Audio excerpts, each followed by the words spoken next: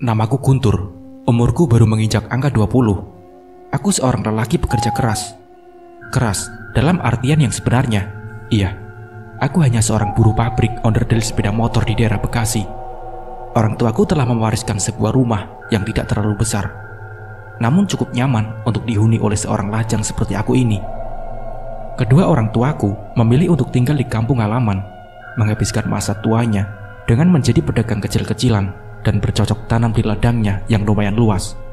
Di kampung ini, aku dikenal sebagai pemuda yang aktif dalam segala kegiatan, dari menjaga situasi kampung agar aman dan kondusif, juga perbaikan sarana, baik jalan maupun lingkungan sekitar. Aku juga sering melibatkan diri dalam setiap agenda kampung, sering diminta untuk menjadi panitia pemilihan, baik dari tingkat RT RW sampai pemilihan bupati. Pokoknya, apa saja aku terima dengan senang hati, selagi semua bermanfaat bagi sesama. Aku seringkali mendapat kerja lembur atau kebagian shift malam hingga pagi hari baru pulang ke rumah. Sehingga pada suatu kejadian yang tak pernah hilang dalam ingatanku, memusnahkan tempat tinggalku dan warga kampungku. Iya, kebakaran hebat yang terjadi pada malam awal bulan puasa itu telah membumi hanguskan rumahku, rumah warga sekitar, bahkan rumah-rumah yang jauh dari kampungku. Ratusan, bahkan mungkin ribuan rumah telah musnah dilalap si jago merah. Dan yang bisa aku lihat pada pagi harinya hanyalah puing-puing yang berserakan, perabotan rumah tangga peninggalan ibu, dan ranjang besi yang sudah berwarna hitam. Aku sudah tidak mempunyai apa-apa lagi. Uang di dalam lemari yang sempat aku simpan sedikit demi sedikit untuk masa depan pun ludes bersama seluruh pakaianku. Aku benar-benar hidup dari nol, tanpa punya apa-apa. Masih beruntung bagi teman-temanku yang masih hidup bersama orang tua dan keluarganya. Setidaknya mereka masih sempat menyelamatkan harta benda yang berharga, seperti uang, pakaian, atau televisi juga laptop. Sementara aku, untuk berganti pakaian pun harus menunggu sumbangan atau bantuan dari para dermawan yang mulai berdatangan. Sedangkan perusahaan tempat aku bekerja tidak mau tahu akan kondisi sekarang. Aku harus tetap bekerja sesuai jadwal. Kalaupun harus libur, aku wajib menyerahkan surat bukti halanganku. Ya, pokoknya aku begitu sulit saat itu. Aku harus berpikir untuk tidur di mana malam ini. Untuk beberapa hari, aku bersama warga tinggal di kamp bantuan pemerintah. Ada juga yang memaksakan diri mendirikan tenda darurat di atas puing-puing rumah mereka, sambil membenahi sedikit demi sedikit barang-barang yang sudah tak berguna itu untuk dibuang. Dan pada minggu-minggu berikutnya, satu demi satu, warga mulai membangun rumah mereka kembali. Bagi yang mampu, mungkin bisa membangun lebih bagus dari rumah sebelumnya. Namun yang tak mampu, cukup mendirikan rumah menggunakan kayu triplek dan seng. Sementara aku, kamu tidak usah pusing mikirin buat tidur, Kun. Kamu tinggal sama aku saja. Bapak ibu aku pasti mau menerima kamu kok, kata Pandu setelah mendengar curhatanku. Tapi, rumah kamu kan kecil, Pan. Aku mau tidur di mana? Ucapku. Ya elah, kita ini cowok, Kun. Asal ngantuk juga bisa merem di mana saja. Yang penting kita bisa berteduh, nggak kehujanan, ucap temanku. Oke, nanti aku ngomong sama bapak ibu kamu. Nggak usah, aku sudah ngomong duluan kok. Ayo sekarang kita ke rumah. Pandu mengajakku untuk ke rumahnya. Dan setelah ngobrol ini itu, kedua orang tua Pandu menyuruhku untuk tidur bersama Pandu. Mulai malam itu, aku tinggal bersama keluarga Pandu yang memang sudah begitu dekat sejak orang tuaku masih tinggal di sini. Mereka sudah menganggap keluargaku seperti saudara sendiri. Maka begitu mudahnya mereka menyuruhku untuk tinggal bersama mereka di rumah yang sempit yang hanya memiliki 2 buah kamar tidur. Tapi aku harus bersyukur. Setidaknya tidak usah repot-repot mencari kontrakan atau tempat kos yang akan menambah pengeluaran. Ternyata bukan hanya keluarga Pandu yang mempunyai rasa kasihan padaku. Erman juga mengatakan agar aku tinggal bersamanya saja. Toh rumahnya lumayan besar, dan dia hanya tinggal berdua dengan adik perempuannya yang bernama Wilda, yang memang pernah dekat denganku. Iya, aku dan Wilda sempat menjalin hubungan tidak resmi alias secara diam-diam. Aku sering mengajaknya untuk nonton film atau sekedar jalan bareng. Begitu juga dengan Wilda. Ia sering menchat aku dan berpesan agar aku menunggunya di taman kota. Memang hanya sebatas itu saja hubunganku dengan Wilda. Aku tak pernah menyentuh tubuh gadis itu, selain bergandengan tangan saat menyeberangi jalan atau di tempat keramaian. Pendek kata, aku dan Wilda tidak resmi pacaran, namun kami sudah cukup bahagia bila dapat jalan bersama. Tapi aku gak enak lah sama tetangga. Masa aku tinggal sama adik kamu? Entar gimana pendapat orang, kataku menanggapi permintaan Herman. Tapi tetangga juga kan sudah pada tahu kalau kamu sama aku itu bertemanan dari dulu. Lagian aku percaya kok sama kamu. Kamu gak bakalan macam-macam sama adik aku, ucap temanku. Kalau aku sampai macam-macam, tanyaku, tinggal aku panggilkan penghulu saja, kan beres. Herman pun tertawa menanggapi guyonanku. Oke deh, nanti aku pikir-pikir lagi ya. Sekarang biar aku tinggal di rumah si Pandu dulu, jawabku. Begitulah percakapanku dengan Herman, yang sebenarnya membuat hatiku deg-degan. Coba bayangkan, aku tidur satu atap dengan cewek yang selama ini sudah aku kenal dengan baik dan sering jalan bareng. Sementara kakaknya, dia seorang sopir angkot yang selalu berangkat sore dan pulang pada pagi hari. Terus apa mungkin aku atau Wilda bisa bertahan untuk tidak melakukan hal yang negatif? Tetangga depan rumahku, yaitu Ibu Ratmi, yang rumahnya dulu paling besar, sekarang terbagi menjadi 5 bagian, berpetak-petak menghitung jumlah anaknya yang sudah berkeluarga. Malam itu Ibu Ratmi mengundangku ke rumahnya. Begini Nak Gun, Ibu melihat tanah bekas rumah kamu terbengkalai begitu saja, kotor dengan puing-puing dan barang-barang yang hangus, dan itu merusak pemandangan. Sementara di kiri kanan, depan belakang, semua sudah dibangun rumah kembali. Ibu Ratmi memulai percakapannya. Saya mengerti Bu, tapi mau bagaimana lagi? Untuk membersihkan bekas kotoran itu juga perlu uang, apalagi untuk membangun rumah kembali. Rasanya nggak mungkin Bu, jawabku. Iya, Ibu mengerti. Makanya Ibu mau menawarkan sesuatu yang barangkali kamu setuju, ucap Ibu Ratmi. Emangnya itu apa Bu? Tanyaku. Bagaimana kalau tanah kamu Ibu beli saja? Tentu saja dengan harga yang berimbang. Tapi kamu harus juga membeli bekas kamar mandi umum milik Ibu yang di belakang sana. Kamu bisa menambah pasangan bata, atau bisa kamu bikin tingkat, mengingat luasnya yang hanya 6 kali 4 meter. Ibu rasa kelebihan dari tukar tambah tempat ini bisa kamu pergunakan untuk biaya pembangunan nantinya. Dan Ibu yakin kalau tetangga juga pasti mau membantu gotong royong tanpa perlu kamu bayar. Bagaimana? Pikirkan baik-baik. Lebih baik tinggal di rumah sendiri, meskipun kecil dan jelek, daripada menumpang sama orang yang suatu saat nanti menjadi bahan omongan, ucap Ibu Ratmi. Dan aku menimbang-nimbang keputusan yang harus aku ambil. Semua yang dikatakan Ibu Ratmi memang benar adanya, dan rasanya aku tidak perlu berpikir lebih lama untuk mengatakan ya atau tidak. Beruntung bagiku, karena ada beberapa teman yang biasa kerja di proyek sebagai tukang, dan kebetulan saat itu dia sedang menganggur. Mendengar curhatanku kalau aku ingin merombak kamar mandi umum untuk kujadikan rumah, ia begitu antusias dan bersedia membantuku tanpa upah. Asal aku menyediakan kopi panganan dan sebungkus rokok. Aku juga membelikannya nasi bungkus untuk makan siang. Namanya Ahmadi, memang cekatan dan teliti dalam pekerjaan. Dalam waktu 1 minggu, rumahku yang kecil sudah rampung, dan hanya dia dan aku saja yang bekerja. Kamar mandi umum yang semula sudah berlumur dan banyak gosongan bekas kebakaran, kami kupas temboknya dan ditembok ulang. Tidak ada seorang pun yang menyangka kalau tempat yang terbengkalai itu kini sudah berubah bagaikan istana kecil. Benar, Ahmadi membuat rumah yang berukuran mini itu sedemikian detail. Ada pilar-pilar penyangga yang langsung menembus ke lantai atas.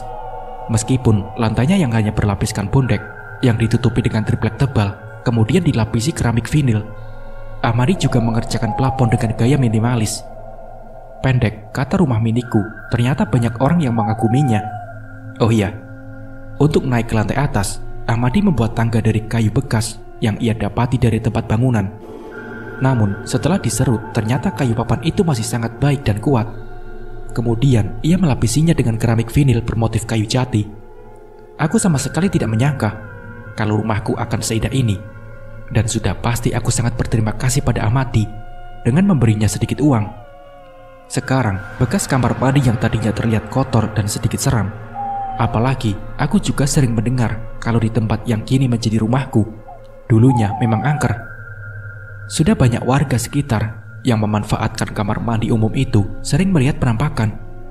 Iya, penampakan seorang wanita cantik dengan rambut panjang terurai hingga sebatas pinggang. Wanita itu selalu muncul mengenakan gaun merah dan berdiri di depan pintu kamar mandi. Sehingga orang yang kebetulan sedang menadai air dari keran sumur umum menjadi takut dan meninggalkan embernya dan tak jadi masuk ke sana. Sebenarnya, aku juga sudah was-was atau takut juga mendengar cerita mereka. Kebayang, lagi duduk sendirian di lantai atas, asik ngopi sambil merokok. Tiba-tiba saja ada suara atau sosok cewek yang tiba-tiba ikutan duduk di sebelahku. Tapi mau bagaimana lagi? Malam pertama, aku masuk dan tinggal di rumah baruku. Yakin aku tidak bisa tidur. Berkali-kali aku memaksakan diri untuk tidur, tapi tetap saja aku merasa gelisah dan gulang-guling enggak karuan. Pas terdengar suara kokok ayam, mungkin karena capek bolak-balik badan, akhirnya aku bisa juga tidur dan hampir kesiangan berangkat kerja. Dan begitu juga malam-malam berikutnya, aku membiasakan diri untuk bisa tidur walaupun di penghujung pagi. Terkadang aku berharap dapat kerja bagian malam saja, agar aku bisa tidur di rumah pada siang hari. Karena menurut orang, tidak ada hantu pada siang hari. Minggu pagi, cuaca nampaknya kurang bersahabat. Gerimis kecil mulai turun, membuatku merasa malas untuk bangun dari tidur. Sebenarnya, aku sudah punya rencana untuk keluar, sekedar melepas kejenuhan dari pikiranku yang teramat lelah. Sejak aku menempati rumah baruku, aku sering kurang tidur malam. Rasa was-was, gelisah, dan deg-deg jantungku selalu aku rasakan. Dan semalaman, aku benar-benar tersiksa. Memang kebiasaanku setiap malam minggu, aku selalu keluar rumah. Entah menonton film di bioskop, atau hanya nongkrong di tempat keramaian. Menikmati malam panjang sambil makan di lesehan. Atau pas lagi tidak punya uang, cuma nongkrong di pinggir jalan sama teman-teman. Tapi semalaman, memang aku benar-benar lagi malas keluar. Pertama, yaitu tadi, dompet kosong, belum gajian. Dan suasana hati juga lagi tidak mendukung. Jadi aku paksakan mata ini agar terpejam. Hampir setiap saat aku melihat jam yang kupasang di tembok. Jarum jam sudah menunjukkan angka 11 lebih 15 menit. Aku menarik selimutku yang memang panjang hingga menutupi kepalaku. Namun pikiranku mengajak mataku untuk sedikit mengintip dari dalam selimut yang aku sipak sedikit. Jantungku berdenyut lebih kencang. Aku seperti mendengar ada suara langkah yang sedang menaiki tangga. Langsung saja, aku merinding seperti orang terkena serangan demam yang mendadak. Langkah itu semakin terdengar jelas dan dekat. Antara rasa takut dan penasaran, aku memberanikan diri untuk mengintipnya lagi. Tubuhku seketika terasa kaku. Aku tak mampu menggerakkan tangan dan kakiku. Di atas umpakan tangga yang terakhir, mataku dengan jelas melihat suatu penampakan yang seketika itu juga menghentikan denyut jantungku. Sepasang kaki yang aku yakin milik wanita, karena bentuknya yang indah, dan aku belum berani untuk melihat sampai bagian lainnya. Aku membaca ayat kursi dalam hati, meskipun dengan tidak teratur karena saking gemetaran. Benar, seperti yang diceritakan warga, kalau bekas tempat mandi umum ini yang sekarang jadi rumahku memang angker. Sering ada penampakan seorang gadis yang selalu memakai gaun merah. Namun yang aku lihat, sepertinya gaun itu tidak panjang hingga menyapu lantai. Iya, aku melihat sepasang betisnya dan tungkai kakinya yang indah. Berarti ia memakai gaun pendek sebatas lututnya. Entah sudah berapa ayat suci yang aku baca di dalam hati, karena aku percaya tidak ada hantu yang memangsa orang, atau paling tidak untuk membuat hatiku sedikit tenang. Keberanianku berangsur tumbuh, dan aku mulai memberanikan diri untuk melihat lebih ke bagian atas dari penampakan gadis penunggu bekas kamar mandi umum yang sudah fenomenal ini. Namun bersamaan dengan tumbuhnya keberanianku, aku melihat sosok itu berbalik menuruni tangga, sehingga aku bisa melihat bagian belakangnya. Dan benar juga apa kata orang, kalau perempuan itu memiliki rambut panjang terurai hingga sebatas pinggang. Setelah penampakan itu tak lagi terlihat, aku bangun dan duduk di tepi kasur busa yang tidak terlalu tebal. Sebab memang aku tidak memakai dipan atau ranjang, dan hanya menggelar kasur saja seperti layaknya anak kos. Terdengar suara ketukan di pintu bawah, dan dengan malas aku membuka pintu di lantai atas dan melongok ke bawah. Wilda, aku agak heran juga, mau apa cewek itu ke rumahku pagi-pagi. Tapi iya, akhirnya aku turun juga dan membukakan pintu itu. Gun, kamu baru bangun tidur? Kemana saja semalam? Tanya Wilda. Aku terperangah juga dengan pertanyaannya. Rupanya dia masih punya perhatian sama aku. Aku tidak kemana-mana. Kamu ada perlu apa? Tumben ke gubuk aku. Aku membalas sambil memperhatikan dandanya yang rapi seakan hendak jalan. Aku bosan banget di rumah, Gun. Mau jalan tidak ada yang nemenin. Kamu punya rencana kemana pagi ini? Tanya Wilda. Kayaknya tidak ada tuh. Ya udah, kamu masak dulu deh, ucapku. Kelihatannya Wilda pun senang. Juga aku suruh masak dan dia langsung ke lantai atas. Rumah kamu nyentrik banget, Gun. Ternyata kamu punya selera yang tinggi juga ya. Wilda memperhatikan interior langit-langit yang memang dibentuk sedemikian rupa oleh temanku. Kemudian Wilda melihat keluar dari balkon dan melanjutkan percakapan kami. Ini bukan rumah, Dak, cuma gubuk derita. Tapi lumayanlah buat tidur, balasku. Iya, padahal abang aku kepengennya kamu tidur di rumah aku, ucap Wilda. Ya gak mungkin lah, masa aku tidur di rumah kamu, terus pas abang kamu narik, terus kita tinggal berdua. Apa kata orang, Dak? Ucapku. Ya elah, hari gini masih mikirin orang. Seumpama sampai kejadian kamu tidur bareng sama aku, terus kamu hamil, gimana? Yang penting kita sama-sama senang, Gun, ucap Wilda. Sebenarnya aku kesini mau tanya saja, gimana perasaan kamu saat tidur malam? Apa pernah kamu melihat penampakan cewek itu yang katanya penghuni tempat ini? Tanyanya. Oh itu, syukur deh dia gak nanyain tentang perasaanku ke dia. Ah, yang bener, apa bukan karena kamu kangen sama aku? Aku mencoba mencari tahu akan perasaan hatinya. Percuma juga aku kangen sama kamu, Gun. Kamu gak pernah punya perhatian sama aku. Wilda menjawab sambil memanyunkan bibirnya. Bibir kamu bagus, Dak, kataku tiba-tiba memuji. Jujur, kalau aku belum pernah mengatakan kalau dia cantik. Mau? Apa? Wilda memonyongkan bibirnya tepat dengan bibirku. Aku tersentak dan segera menarik kepalaku. Bukan Mukrim, kataku. Namun jari telunjukku menempel juga pada belahan bibirnya yang dioles tipis lipstik. Dan dari jari tanganku, aku merasakan desiran hangat yang mengalir melalui pembuluh darah hingga membuat jantungku berdetak lebih keras. Ada keinginan untuk menyentuh bibirnya dengan bibirku, tapi entah kenapa aku bimbang. Gun, bisik Wilda, pelan, dan ia memejamkan matanya. Kamu haus? Iya. Mau minum apa? Kopi, teh, atau air bening saja? Tanyaku sambil mengambil gelas dekat kasur. Sebel, cowok kok gak ada romantis sama sekali. Ya udah, biar aku bikin sendiri. Wilda mengambil gelas dari tanganku. Kemudian dia membuat teh manis, lalu kembali berdiri di sebelahku, memandangi tetangga dekat yang sudah mulai dengan kesibukannya. Ada yang siap jogging atau punya rencana untuk pergi bersama keluarga untuk menikmati suasana minggu pagi yang sebenarnya kurang cerah alias murung.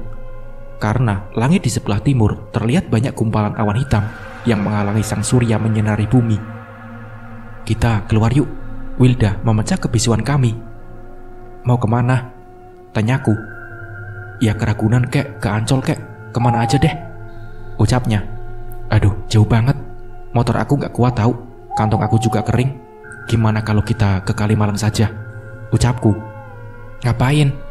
Di sana banyak mobil loh. Sekalian kamu bawa buku dan pulpen. Kamu hitung deh berapa jumlahnya dalam 1 jam, ceritaku sambil tertawa. Wah, gara-gara ketemu cewek penghuni rumah ini, kamu tidak jelas, stres kamu, Gun, ucap Wilda. Ya udah, kamu tunggu sebentar, aku mandi dulu ya. Ingat jangan ngintip, sebab kamar mandi aku belum ada pintunya, cuma pakai spanduk bekas partai, ucapku. Ngapain ngintipin kamu? Ntar aku pingsan ngeliat burung kakak tua kamu yang bergelantung tanpa celana, celetuk Wilda. Tapi pengen kan? Tanyaku. Pengen sih, tapi sudah mandi sana. Dari tadi aku nyium bau ketek kamu, ucap Wilda. Aku segera menyambar handuk dan meninggalkan Wilda sendirian di lantai atas. Tapi tak lama kemudian ia ikut turun. Aku menunggu di depan ya, serunya. Aku yakin dia merasa takut sendirian di atas sana. Selesai mandi, aku bingung mau pakai celana dan kaos mana. Rasanya kurang serg juga pakai pakaian bekas pemberian donatur waktu kebakaran itu. Dan akhirnya Aku pilih pakai celana dan kaos yang aku beli dadakan tempo hari. Memang kaos murahan, tapi tidak apa-apa. Rambutku yang pendek agak cepak, aku beri sedikit minyak rambut. Dan aku tidak punya parfum. Padahal seharusnya mau jalan sama cewek harus sedikit keren, sedikit harum. Tapi memang aku dari dulu tidak suka sama parfum. Pernah pakai, itu pun terpaksa. Saat menghadiri acara syukuran tetanggaku yang melahirkan anak pertama. Nah, di tengah-tengah kami sedang membaca marhaban sambil berdiri itulah seorang memoleskan parfum pada semua jemaah, termasuk aku. Baunya wangi, bikin kepalaku pusing. Itu kata orang parfum nol alkohol. Setelah itu, motor aku dorong dulu. Maklum, gang yang menuju rumahku sempit. Baru setelah berada di jalur yang benar, aku menghidupkan mesin. Di depan sana, aku melihat Wilda sedang nongkrong di pinggiran comberan, persis kayak cewek yang lagi buang hajat. Mendengar suara motorku, dia pun berdiri. Baru saja Wilda nemplok di belakangku. Tiba-tiba Hani, teman kami juga menyeletuk. "Akhirnya kamu berdua jadian," katanya dengan nada Betawi. "Ini aku mau ngantar Wilda beli bakso di Kalimalang." Jawabku asal. "Beli bakso jauh-jauh banget. Kapan di depan rumah kamu ada tukang bakso yang mangkal?" Hani memandang Wilda. "Itu sih biasa. Kita mau beli bakso kucing. Kamu mau, Han?" Tanyaku bercanda. "Bakso kucing? Enggak ah.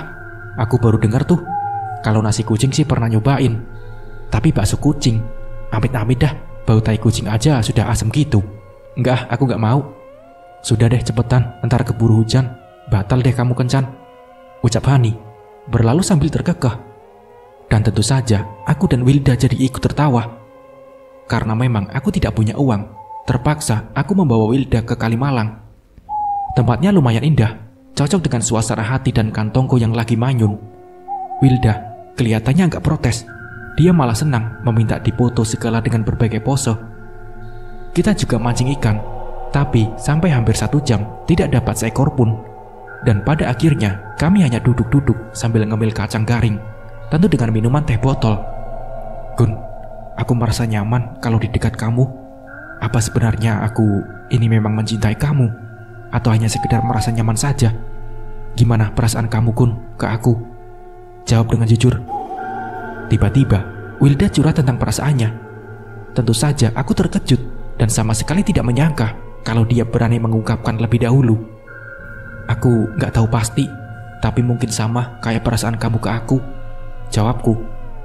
"Tapi kadang-kadang kamu itu nyuekin aku, pura-pura gak lihat aku," sambung Wilda. Dan tanpa ragu, dia menyadarkan kepalanya di bauku. Aku mencium aroma wangi pada rambutnya. Dan tanpa terasa, tanganku bergerak membelainya. "Kita nggak perlu mempertanyakan tentang itu. Biarkan saja semua berjalan dengan apa adanya. Kita saling menjaga hati kita," ucapku. "Iya, Kun, aku sendiri nggak pernah dekat sama cowok. Aku takut kamu cemburu. Padahal kita belum ada ikatan apa-apa," ucap Wilda. "Aku tidak pernah cemburu, Dak. Sebab bagi aku, kalau emang kamu dekat sama cowok lain, berarti kamu emang sudah nyaman sama dia. Dan aku tetap menjaga hatiku untuk selalu mengerti tentang perasaan kamu," jawabku. "Jadi kamu cuma nganggap aku teman biasa, Kun?" tanya Wilda. "Iya, teman tapi mesra. Ada rindu, kangen, dan sempat juga curiga," jawabku. Wilda memukul dan mencubit bauku. "Bisa aja kamu ngomong. Emang aku ngelakuin apa sampai kamu curiga?" tanya Wilda. "Ya kalau sampai ngelihat kamu jalan bareng cowok, aku curiga dia itu pacar kamu," jawabku. "Tapi sampai sekarang aku belum pernah jalan sama cowok lain kan?" tanya Wilda menatap tajam, seakan ingin mencari kepastian jawabanku di sana. Aku tidak menjawabnya dan hanya mengangguk. Dan sejak saat itulah, Wilda seringkali datang ke rumahku. Selalu bertanya mengenai cerita hantu yang menghuni tempatku ini. Semula aku merasa enggan untuk menceritakannya, tapi Wilda malah cemberut dan menyangka aku sering bertemu dengan perempuan yang belum pernah aku lihat wajahnya. Aku hanya menceritakan keanehan yang terjadi, misalkan bekas makan dan gelas kopi yang belum sempat aku cuci. Nah, pas pagi harinya sudah terletak pada tempatnya dalam keadaan bersih dan bau harum. Begitu juga lantai yang hanya berlapis vinil, sepertinya sudah disapu dan dipel. Aku hanya menyimpan rasa heranku tanpa pernah bercerita kepada siapapun. Aku tidak mau membesar-besarkan hal yang sepele dan bisa meluas menjadi bahan omongan orang. Jujur, aku belum pernah ngeliat muka dia. Dan mudah-mudahan nggak akan sampai melihatnya. Intinya, dia jangan sampai gangguin aku, kataku. Tapi kalau sampai dia menampakkan diri, apa yang akan kamu lakukan, Kun? Balas Wilda, seakan dia mengkhawatirkanku. Mana aku tahu, mungkin lari, atau paling enaknya sih pingsan saja, biar nggak lama-lama ngeliat dia. Jawabku, Kun, apa aku boleh tiduran di sini? Rasanya mata ini ngantuk banget, Kun. Ucap Wilda. Waktu kamu masuk ada orang yang lihat gak? Aku takutnya ada yang menyangka kita ini macam-macam, ucapku. Masa bodoh aku ngantuk. Wilda tidak menjawab pertanyaanku. Malah dia merebahkan tubuhnya di kasur tipis yang aku gelar begitu saja. Dan aku tidak bisa untuk melarang atau mengusirnya. Tak lama kemudian sudah terdengar tarikan nafasnya yang teratur lembut. Rupanya Wilda benar-benar ngantuk, sehingga dengan mudahnya dia tidur tanpa curiga jika aku akan berbuat yang aneh-aneh. Akhirnya aku terpaksa tidur siang di balkon sambil menikmati semilir angin yang tertiup cukup kencang. Malam ini kebetulan aku kebagian shift malam, maka jam 11 aku sudah siap untuk berangkat. Jam masuk kerjaku nanti pukul 12 pas dan pulang pukul 8 pagi. Selesai ngopi dan merokok, aku mengambil kunci motor dan mulai menuruni tangga.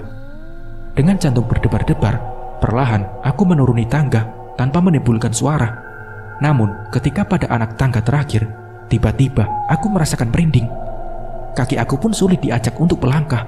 Rasanya berat dan kaku.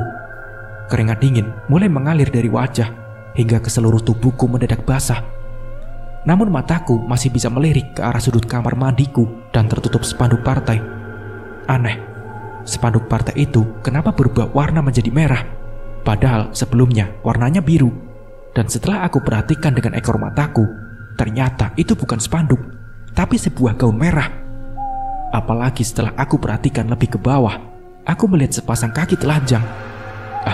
Ternyata dia ada di sana. Dalam hatiku langsung membaca ayat kursi dan ayat lainnya, dengan harapan dia cepat lenyap seperti waktu itu. Tapi kali ini, pemilik kaki telanjang itu dan gaun merah seperti sengaja ingin memperlihatkan wujudnya. Dia keluar dari sudut toilet dan melangkah ke arahku. Aku tidak akan mengganggumu, asal kamu jangan pernah mengusik ketenanganku, gumamku dalam hati.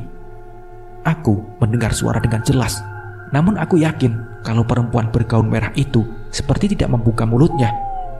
Selanjutnya, ia seperti sengaja berjalan dan berhenti tepat di bawah lampu yang hanya 5 watt, seakan ingin memperlihatkan wajahnya. Masya Allah, wajahnya begitu cantik dengan matanya yang redup dan bibir sedikit membiru. Cantik namun menyeramkan. Dan beberapa saat kemudian, makhluk perempuan bergaun merah itu pun lenyap dari pandanganku. Tubuhku mulai kembali dapat kugerakkan. Aku mengucap istighfar berkali-kali. Dan dengan langkah gontai, aku keluar rumah mendorong motorku hingga ke jalan depan. Aku benar-benar tidak menyangka kalau apa yang aku takutkan ternyata benar-benar terjadi. Sehingga di saat aku bekerja pun, pikiranku masih terbawa suasana tadi. Suasana yang membuat jantungku serasa copot. Aku seperti mati berdiri, hanya bisa memandang tanpa bisa menggerakkan anggota tubuhku. Jadi pikiranku untuk lari atau pingsan sama sekali tidak kesampaian. Dan setiap kali melihat pekerja wanita yang juga kerja di bagian yang sama denganku, aku merasa was-was. Apalagi Endah, gadis yang baru keluar SMK dan langsung bekerja di sini, seringkali memakai baju merah sebelum berganti seragam pabrik. Pokoknya aku curiga dengan cewek yang pakai pakaian berwarna merah. Aku takut sosok itu menghantuiku dimanapun aku berada. Kenapa kakak ngeliatin aku terus? Tanya Endah, namun bibirnya tersenyum. Gak apa-apa, kamu cantik, balasku asal. Kakak bisa saja menghibur. Orang kulit aku buta kayak gini dibilang cantik. Apa mata kakak rabun atau katarak? Ucap Endah. Cantik itu gak harus berkulit putih, Endah, kataku memuji. Endah tidak menjawab lagi, sebab kebetulan seorang mandor lewat di samping kami. Begitu juga saat aku sudah kebelet pipis. Di saat sudah di deretan toilet yang berjajar, aku ragu untuk membuka pintunya. Mau ngapain, Kun? Kok berdiri di depan toilet? Ternyata si Coki yang bertanya. Aku pengen kencing, tapi Kamu kenapa sih? Toilet itu kan kosong, tidak ada orang. Ya udah masuk saja, katanya. Cok, tolong tungguin aku. Sebentar ya. Aduh, kamu kenapa sih? Ya udah sana, aku tungguin. Jangan lama-lama, itu lihat CCTV. Jawabnya. Akhirnya, aku masuk dan tanpa menutup pintu. Aku buru-buru mengeluarkan air seni yang rasanya sudah berada di pucuk senjataku.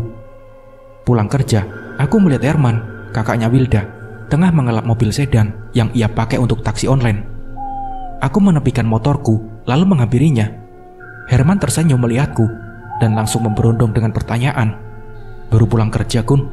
Gimana, sudah ketemu belum sama hantu di rumah kamu? Iya, katanya ada aku, sering ke rumah kamu ya? Ucapnya. Iya nih, hantu, itu cuma dongeng orang tua saja. Aku belum pernah ketemu atau ngelihatnya. Benar juga, Wilda memang sering ke rumah aku. Ya sekedar lihat-lihat rumah Mini, sekaligus nyari teman buat ngobrol. Pokoknya kamu percaya deh sama aku, Her. Adik kamu masih suci seperti bayi. Biar dia sering ke rumah sendirian, tapi kita cukup tahu diri, aman, ucapku. Aku sih percaya sama kamu, Kun. Tapi kasak-kusuk tetangga ada aja yang miring. Sebenarnya kalian itu pacaran gak sih? Herman mencari kepastian dan dia bisa melihat kejujuran di mataku. Selama ini kita cuma berteman dan merasa saling membutuhkan. Lagian apa sih bedanya berteman dengan pacaran? Buat aku, pacaran itu jadi banyak batasan. Curiga, cemburu, kangen, atau entah apa lagi. Lagian kalau putus dari pacaran, otomatis akhirnya saling membenci dan gak mau lagi mendengar namanya. Apalagi ketemu sama orangnya. Kita berdua tidak pernah membahas tentang status hubungan kita. Aku gak bisa nolak kalau kebetulan Wilda ngajak aku keluar. Gitu aja sih, ucapku. Itu tandanya kamu perhatian sama adik aku. Mungkin juga cinta. Kamu. Aku ini kan sudah dekat banyak sama kamu dan adik kamu. Dari dulu kita gak ada jarak. Jadi mungkin saja sih aku juga sayang sama Wilda, seperti kamu sayang sama dia. Tapi kalau aku sih maunya lebih. Maksud aku, kamu jadi adik aku aja, Kun, ucap kakak Wilda. Aku tertawa kecil mendengar candaan Herman. Ya, kalau memang jodoh. Herman terperangah mendengar ucapanku. Malam ini, kebetulan aku libur bekerja. Tapi malam ini juga, aku kebagian tugas ronda untuk menjaga kampung agar tetap kondusif. Aku dan 2 orang teman, yaitu Yusuf dan Iksan, kebagian jam 12 hingga pagi hari. Sebetulnya, waktu dari sore hingga jam 12 bisa aku manfaatkan untuk tidur di rumah. Tapi karena masih kebayang oleh penampakan cewek bergaun merah itu, aku jadi malas. Malah memilih mengobrol sama teman-teman. Tentu saja ada kopi dan cemilan gratis pemberian ibu-ibu. Apa benar kamu sudah ngelihat wajah hantu itu, Kun? Tanya Dimas ingin tahu. Siapa bilang? Aku balik bertanya. Cewek kamu itu, si Wilda. Bohong dia. Aku cuma lihat kakinya saja kok. Lagian jangan kamu ngomongin hantu itulah. Ini kan malam Jumat. Entar kalau sampai ketemu dia gimana? Tanyaku. Kalau aku sih ya nggak mungkin. Kan hantu itu adanya di rumah kamu. Sudah, kita nggak usah ngebahas soal hantu. Mending ngopi dan ngemil. Kalau ngobrolin Wilda bagaimana? Tanyanya. Nggak usah, dia bukan cewek aku tahu. Cuma adik teman aku, jawabku. Biasanya kamu nutupin perasaan. Tapi aku yakin kalau Wilda memang mencintai kamu deh. Dan aku tidak peduli dengan ocehannya yang ngelantur tak tentu arah. Aku lebih asik menikmati gorengan pisang yang masih hangat ditemani segelas kopi. Setelah tugas Dimas dan kedua temannya selesai, maka sekarang giliran aku, Yusuf dan Iksan mengambil alih-alih tugas mereka. Kami berkeliling lumayan jauh, bukan hanya di sekitar RT ku saja, namun merambah ke RT lain yang masih satu RW dengan kami. Entah sudah berapa kali kami mengitari wilayah secara bergantian, dan yang seorang harus tinggal di pos ronda agar jangan sampai kosong. Sebab percuma kita keliling jauh, sementara di wilayah sendiri ada yang kemalingan. Bisa-bisa orang bilang maling teriak maling atau pagar makan tanaman. Dan setelah kami merasa lelah, kami berniat kembali ke pos. Namun setelah kami tepat berada di depan sebuah rumah yang belum selesai dibangun, Yusuf menarik tanganku agar aku berhenti. Dan dia menyuruhku untuk tidak berkata dengan jari yang ia tempelkan pada bibirnya. Ada apa? Bisikku pelan. Hantu itu. Hantu bergaun merah itu ada di dekat sana. Balas Yusuf balik berbisik. Dan ia menunjukkan ke dalam rumah itu. Aku pun penasaran dan menuruti telunjuk Yusuf yang mengarah tepat pada satu sosok dalam keremangan cahaya lampu di dalam bangunan itu. Benar, itu pasti dia, perempuan yang selalu bergaun merah. Tapi sedang apa di sana? Kami memperhatikan gerakan sosok wanita itu yang berjongkok dan mengambil sesuatu dari tempat yang kurang jelas bentuknya. Kemudian dia memasukkan ke dalam mulutnya. Sepertinya dia makan bekas sesaji, gumam Yusuf. Sesaji apaan? Tanyaku kurang mengerti. Siang tadi, kan rumah itu baru selamatan dan ada sesaji berupa kembang, dupa, juga makanan untuk dimakan bersama para pekerjanya. Kalau makanan mungkin sudah habis, dan yang tersisa hanya kembang dan dupa, juga sebatang rokok lisong. Jadi menurut kamu dia makan? Belum sempat aku menyelesaikan omonganku, tiba-tiba Yusuf menarik tanganku agar bersembunyi. Dan kami melihat sosok itu mulai beranjak dari tempatnya semula. Dia berjalan memasuki gang kecil yang menuju rumahku. Ayo kita lihat, ajak Yusuf. Ya, enggak, aku takut, Suf. Jawabku jujur. Alah, masa sama hantu saja takut? Kita ini makhluk yang sempurna, Gun. Sedangkan hantu itu cuma bayangan doang. Gak ada ceritanya orang dimangsa sama hantu. Kamu jangan takabur, Suf. Kalau dia gigit gimana? Tanyaku. Aku cabut giginya, jawab Yusuf.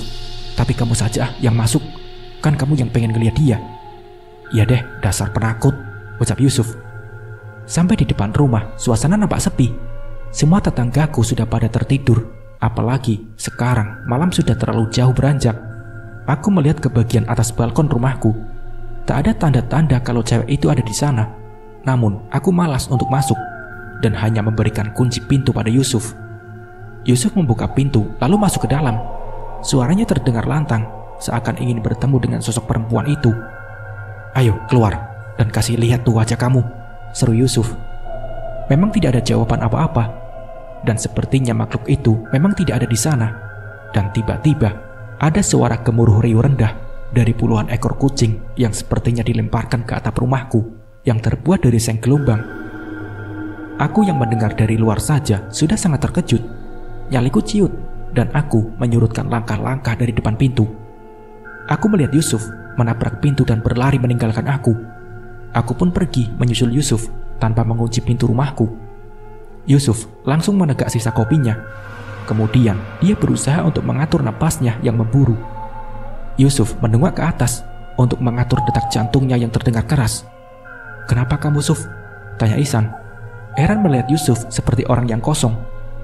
Karena tidak ada jawaban dari Yusuf, Ihsan melempar pertanyaannya kepadaku. Lalu aku menceritakan hal yang baru saja kami alami. Dan Ihsan sepertinya terpengaruh juga dengan ceritaku itu. Ia diam 1000 bahasa tanpa bertanya. Serem. Hanya itu yang keluar dari mulut Ihsan. Hampir 1 jam kemudian, barulah Yusuf sudah terlihat normal kembali. Dia menceritakan kejadian yang sebenarnya yang ia lihat di dalam rumahku. Sumpah, aku hampir ngompol di celana waktu pas aku dengar suara puluhan kucing di atas seng. Pas bareng cewek hantu itu turun dari tangga. Dia melihat aku sambil menuju ke arah aku. Dan dia bilang, kamu sudah menggangguku. Begitu dia melangkah mau deketin aku, beruntung aku masih punya sisa tenaga. Terus aku kabur. Yusuf bercerita dengan terbata-bata. Terus sekarang apa kamu masih berani nantangin hantu itu? Ihsan sengaja meledeknya. Amit-amit ah. Nggak mau lagi ngelihat yang kayak begituan. Ihsan malah tertawa melihat wajah Yusuf yang terlihat agak pucat. Makanya jadi orang jangan sombong. Hantu itu kata orang tua, dia nggak mau ketemu sama orang. Tapi mungkin karena orangnya aja yang berpikiran negatif. Jadi dia terpancing untuk memperlihatkan keberadaannya. Ya kayak kamu itu tadi. Kata-kata Ihsan cukup bijak. Sepertinya dia sedikit mengerti tentang masalah gaib. Malam baru saja merangkak. Jarum jam masih menunjukkan angka 9. Ku taruh gelas kopi yang masih tersisa setengahnya, dengan maksud untuk tidur bareng sejenak sambil menunggu waktu berangkat kerja jam 12 nanti. Baru saja aku merebahkan tubuhku, tiba-tiba aku mendengar pintu di bawah ada yang mengetuknya. Dengan malas, aku menuju balkon untuk melihat siapa yang mengetuknya. Tapi aku tidak melihat siapa-siapa, hanya kesunyian yang aku rasakan.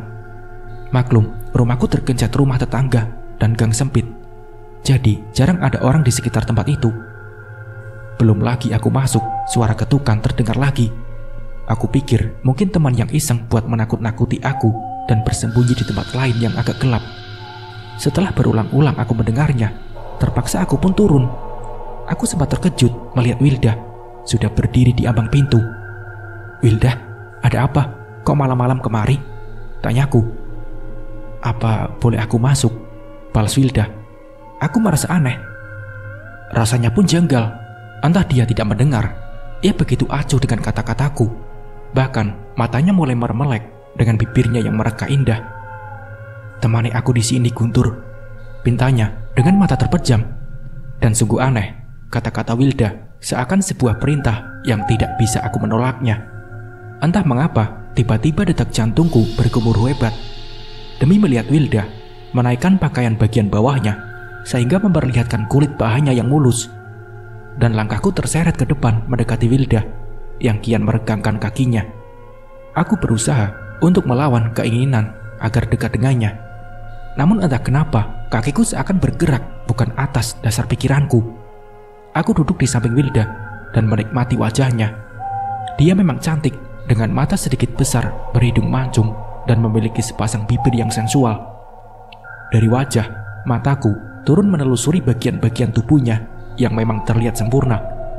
Buah dadanya belum terlalu besar yang terlihat turun naik mengikuti irama nafasnya. Tidak ada yang aku perbuat karena aku memang tidak punya keberanian atau tak pernah berpikir untuk melakukan itu. Namun tiba-tiba kedua tangan Wilda merangkul leherku lalu menariknya hingga wajah kami tepat saling dekat. Keharuman dari nafasnya membuat gelora dalam jiwaku seakan terbakar. Aku tidak kuasa menolak saat bibir perempuan itu menyapu belahan bibirku. Napas Hilda kian memburu, dan tanpa aku sadari kalau tubuhnya kini sudah tidak terbungkus pakaian lagi. Jari-jari lentiknya bergerak refleks mencopoti kancing bajuku satu persatu. Entah apa yang tengah aku lakukan, aku merasa bingung. Kenapa bisa begini? Namun sebelum semuanya terjadi, "Guntur, katakan bahwa kamu mencintai aku," bisik Wilda di tengah aktivitasnya membelai dadaku. Aku tidak bisa langsung menjawabnya. Aku masih heran kenapa Wilda selalu menyebut dirinya aku. Aku masih merasa heran. "Tak usah banyak tanya. Kamu tinggal bilang bahwa kamu mencintai aku," ucap Wilda. Enggak dah. Aku masih ragu kalau ini adalah diri kamu. Sekarang tolong kamu pulang. Pulang dak, sebelum kita semakin jauh melangkah," ucapku. Pulang kamu bilang. "Ini tempatku, Guntur. Sudah puluhan tahun aku tinggal di sini. Aku selalu kesepian, sendirian tanpa teman. Dan setelah kamu tinggal di sini, aku merasa senang dan bahagia." Jadi siapa kamu ini?" kataku agak gemetar. Aku ingat kalau tempat ini dihuni oleh cewek hantu bergaun merah. "Aku memang bukan Wilda. Aku sengaja ingin mengajakmu bercinta. Dan aku ingin mendengar kata-kata cinta dari kamu," ucapnya. "Untuk apa? Rasanya tidak mungkin juga aku mencintai arwah," balasku asal saja. "Tolong aku, Guntur. Aku ingin hidup sebagai manusia seperti kamu," ucapnya. "Menjadi manusia? Apa bisa?" Perempuan itu mengangguk. "Dengan kamu mengatakan cinta padaku, aku akan menjadi manusia. Dan jika kamu menolak, aku akan membuat Wildamu sengsara seumur hidup," ucapnya. "Apa maksud kamu?" tanyaku. "Kamu bisa lihat nanti. Sekarang pertimbangkan permintaanku, menurut atau menolak." Ini benar-benar gila. Hantu ini ternyata jahat, tidak seperti yang aku dengar dari cerita orang-orang. Aku hanya tertunduk, berpikir apa yang harus aku lakukan. Menuruti permintaannya, mungkin nanti akan banyak masalah. Tapi jika aku menolak, akankah ia akan membuktikan ucapannya? Aku tidak ingin terjadi apa-apa pada diri Wilda. Dia tidak punya salah apapun dengan perempuan ini. "Kamu tidak perlu menjawab sekarang. Tapi nanti, jika aku menemui kamu lagi, kamu harus sudah punya satu pilihan." Hantu yang masih berwujud Wilda itu bangkit, masih dalam keadaan tanpa pakaian. Dan anehnya, setelah ia mengambil pakaiannya yang berserakan di kasur, dalam sekejap dia sudah berpakaian namun bukan seperti pakaian yang biasa dipakai Wilda. Hantu yang bernama Kiara itu sudah kembali dalam wujud aslinya. Ia mengenakan gaun panjang berwarna merah dengan wajahnya yang pernah aku lihat sebelumnya. Ia membiarkan rambutnya yang panjang terurai, membuat rasa takutku kembali menggerayangi jiwaku. "Kenapa kamu ingin menjadi manusia?" tanyaku ingin tahu. Pertanyaan yang bagus. Semasa aku hidup, aku belum pernah mengenal laki-laki. Padahal saat itu usiaku sudah 16 tahun. Aku berharap ada lelaki yang mencintaiku dengan tulus. Namun itu tak pernah aku dapatkan. Laki-laki yang dekat denganku hanya berpura-pura mencintaiku. Namun ternyata berhati serigala. Dia mencari kesempatan saat keluargaku tak ada di rumah dan aku hanya sendirian. Dia datang bersama seorang temannya. Aku sama sekali tidak berprasangka buruk, memberinya minum dan cemilan ala kadarnya. Tapi aku tidak menyangka kalau temannya tiba-tiba berdiri dan menyergapku. Tentu saja aku terkejut dan berteriak, tapi sia-sia. Dengan berpikir aku harus menyelamatkan diri, kakiku bersarang di selangkangan laki-laki itu, sehingga ia yang menjerit dan melepaskan tubuhku. Sampai di situ, arwah Kiara terdiam. Matanya memandang kosong, seakan menembus pada masa lalunya yang kelam. Kemudian, apa yang terjadi? Tanyaku tak sabar. Aku punya kesempatan untuk lari, namun tidak ada pilihan tempat kecuali dapur. Aku bingung. Mengambil pisau ingin melawan atau bunuh diri, tapi itu tidak mungkin. Mereka pasti akan tetap memperkosaku, dan pilihan terakhir hanyalah sebuah sumur. Iya, hanya sumur itulah yang dapat menyelamatkan kesucianku dari cengkraman kedua lelaki tersebut. Maka ketika kedua laki-laki itu sudah berhasil mendobrak pintu dapur, tanpa pikir panjang, aku lompat ke dalam sumur itu. Aku mendengar jeritan tertahan lelaki yang aku anggap kekasihku. Tapi itu tidak lama, karena aku tengah berjuang melawan maut. Perlahan tapi pasti tubuhku mulai lemas. Seteguk demi seteguk, mulutku menelan air sumur, hingga perutku terasa kembung, hingga memenuhi tenggorokanku. Arwah Kiara menceritakan nasib tragisnya. "Jadi, kamu bunuh diri?" tanyaku. "Demi mempertahankan kesucianku. Biar bagaimanapun, aku ingin tetap suci sebelum aku mendapatkan seorang suami. Sebaiknya, kamu berangkat kerja. Ingat pesanku, agar kamu menentukan jawabannya nanti." Setelah ia mengucapkan kata itu, dalam sekejap saja, tubuhnya telah lenyap dari hadapanku. Kulihat jam, sudah pukul 11 lebih. Mestinya aku sudah bersiap untuk berangkat, tapi gara-gara arwah itu, semangatku lenyap begitu saja. Kalau mendengar kisahnya, aku merasa prihatin dengannya. Berarti dia gadis yang teguh dalam pendirian. Prinsipnya lebih baik mati daripada hidup ternoda. Tapi kenapa baru sekarang ini ia menginginkan kata cinta? Atau memang benar kalau selama ini dia hanya tinggal di sini di kamar mandi tua yang kumuh dan penuh lumut? Sehingga akulah laki-laki pertama yang ia temui. Sehingga ia merasa membutuhkan aku. Tapi bagaimana dengan Wilda? Dan tiba-tiba handphoneku berdering dan aku lihat dari Wilda. "Halo?" aku mengatakannya. "Kamu berangkat belum, Kun?" tanyanya. "Belum, kayaknya malas banget aku," jawabku. "Ya udah, kalau kamu tidak berangkat, main aja ke rumah. Abang aku lagi pulang ke Bogor." "Ah, abang kamu udah punya calon?" tanyaku agak terkejut juga. "Aku sendiri belum tahu orangnya, cuma baru dengar saja. Sudah, kamu cepetan kesini," ucap Wilda.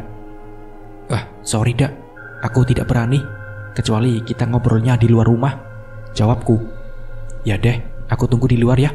Ini aku bikinkan kopi. Ada tempe goreng yang masih hangat. Sudah ya teleponnya, aku tunggu nih," ucap Wilda. "Iya, oke, siap," jawabku. Dan malam itu, aku lewati dengan ngobrol asik. Bukan hanya sama Wilda, tapi ada Iksan sama Yusuf yang kebetulan lihat aku dan Wilda, lalu mereka bergabung. Dari obrolan ini itu, akhirnya aku keceplosan juga ngomongin soal hantu bergaun merah. Hanya saja aku cepat pasang rem cakram sehingga terpeleset tidak terlalu jauh. Aku hanya bercerita kalau ternyata dia melakukan bunuh diri dengan cara melompat dari sumur. Hebat juga pendirian dia ya, lebih baik mati daripada menjadi pemuas nafsu lelaki biadab itu. Tapi bagaimana ceritanya? Dia sampai curhat sama kamu, Kun? Tanya Ihsan penasaran. Mungkin dia memang ingin ngasih tahu sama aku, supaya aku tidak takut lagi sama dia. Lagian aku sendiri tidak bisa lari dari dia. Kaki aku kerasa lumpuh. Tapi ya sudah, sekarang mungkin aku emang tidak perlu takut lagi. Malahan harus punya empati sama dia. Terus, kamu apa tidak cemburu kalau Guntur pacaran sama hantu itu, Wilda? Sambung Yusuf memandangi Wilda. Ngapain aku cemburu? Kalau emang Guntur mau, ya nikah saja sama dia. Kan dia lebih cantik. Lagian tidak butuh sandang pangan, jawab Wilda. Obrolan kami pun berlanjut, namun dengan tema yang berbeda. Dari soal hantu berganti ke soal Herman, abangnya Wilda, yang katanya sudah punya calon istri. Pada saat ada cuti kerja, aku memanfaatkan waktu untuk pulang kampung. Rasanya sudah kangen sama ayah dan ibu, juga adikku. Kedua orang tuaku sangat terkejut setelah mendengar musibah kebakaran yang menghanguskan seluruh rumah warga. Jadi, kamu jual tanah, kemudian membangun bekas kamar mandi umum itu? Tanya ayah, seakan tidak percaya.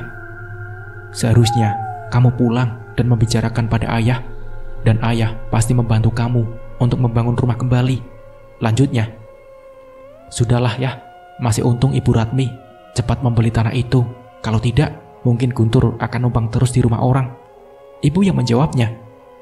Ini bukan masalah untung rugi, Bu. Ayah hanya tidak tega mendengar Guntur sampai tinggal di bekas rumah kamar mandi umum itu. Kemudian, ayah juga menanyakan tentang aku setelah menghuni rumah baruku. Dan mereka tentu saja sangat terkejut mendengar ceritaku. Selanjutnya, aku juga menceritakan kalau arwah itu memintaku untuk menyatakan cinta agar ia bisa menjadi manusia kembali. Kasihan sekali Kiara. Ayah baru tahu setelah mendengar cerita ini dari kamu. Ternyata dia bunuh diri demi mempertahankan kesuciannya sebagai wanita. Menurut ayah, kalau memang kamu mau membantunya, ya turuti saja maunya, daripada menolak bisa berakibat fatal buat calon mantu ayah dan ibu. Maksud ayah, Wilda, kami nggak pacaran kok, hanya berteman. Arwah Kiara lebih tahu, makanya dia mengancam kamu, ucap ayah. Oh itu, aku terenyak mendengar kedua orang tuaku mengatakan kalau Wilda adalah calon mantu mereka. Lagian, kamu sudah tua, Gun. Ibu kamu sudah tidak sabar ingin menimang cucu.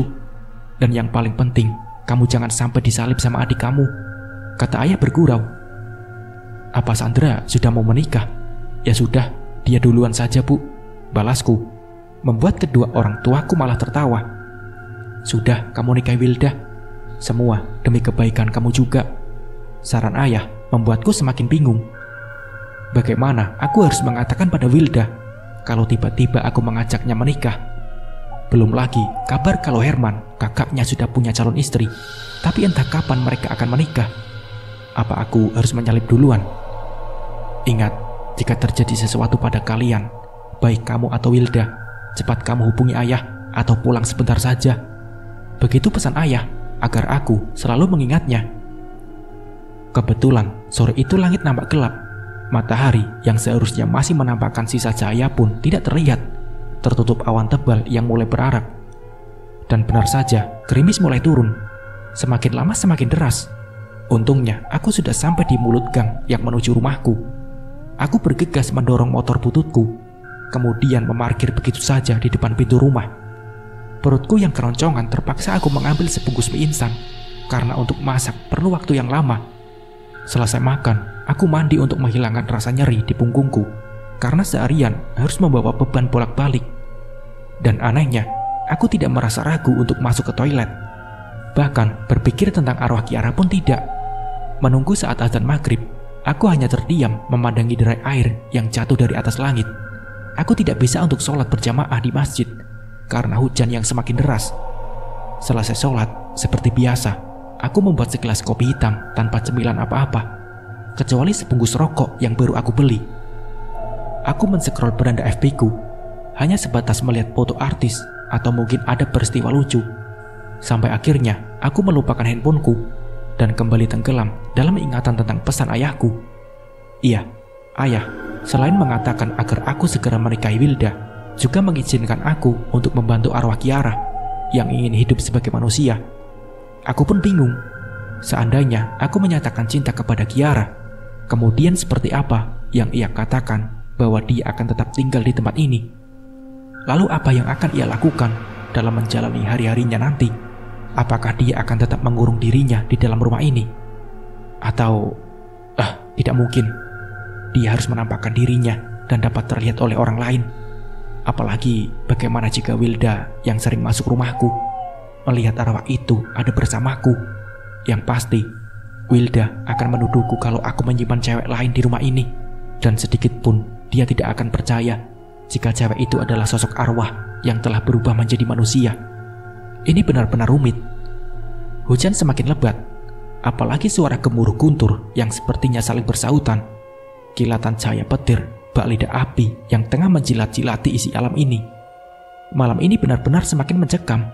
Aku mengutuk kebodohanku dengan membangun dan menempati rumah ini, sehingga harus merasakan hal yang semestinya tidak pernah ada di dalam kehidupanku. Karena hawa dingin yang masuk ke tulang, aku memutuskan untuk segera tidur. Meskipun malam sebenarnya belum terlalu larut. Bagaimana jika kita menikah saja, Guntur? Aku berjanji untuk membahagiakan kamu.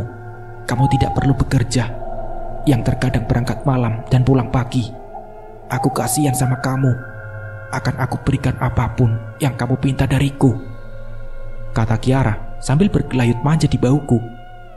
Tidak, Kiara, aku mengatakan cinta karena aku kasihan sama kamu. Dan mana mungkin aku mempunyai istri arwah yang mungkin umurnya jauh lebih tua dariku. Lagian kamu ini hanya sekumpulan tulang belulang yang mungkin sudah lapuk terkubur di dalam tanah. Jawabku agak kasar. Berani kamu menghinaku dengan mengatakan bau bangkai busuk? Kiara nampak marah. Dia menghempaskan tubuhku hingga membentur dinding. Aku pun menjerit dan memegang kepalaku yang terasa agak menonjol. Aku berusaha bangun dan berusaha untuk kabur, tapi aku tidak melihat arwah Kiara di sana.